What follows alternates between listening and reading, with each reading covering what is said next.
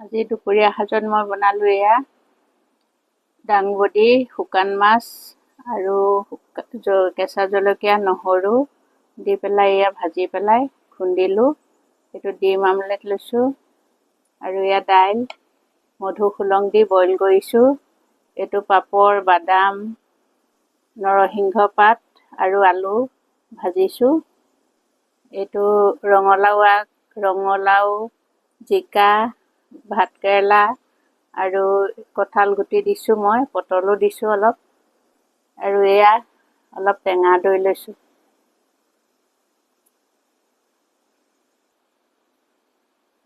মই খাই লওঁ। আপোনালোকে এনেকৈ টেঙা দি পেলাই বইল কৰি খাবচোন। দুপৰীয়া সাজত বৰ ধুনীয়া হয় খাবলৈ। এইটো শুকান মাছৰ চাটনিটো খাওঁ।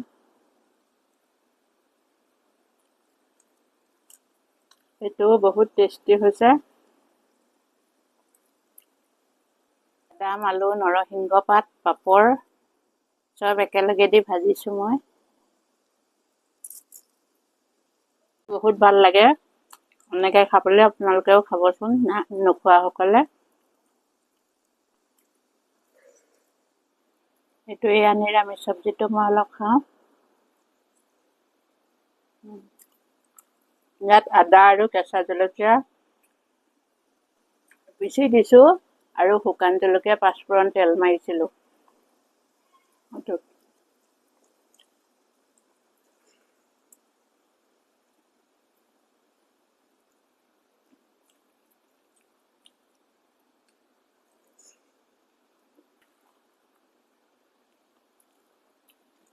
চব্জিখিনি বহুত সোৱাদ হৈছে।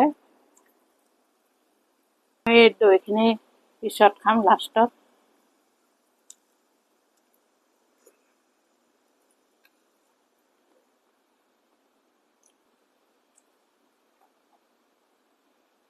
এনেকুৱা চব্জি তেনেকুৱা ৰঙালাও আগ দিলে খুব ভাল লাগে খাই।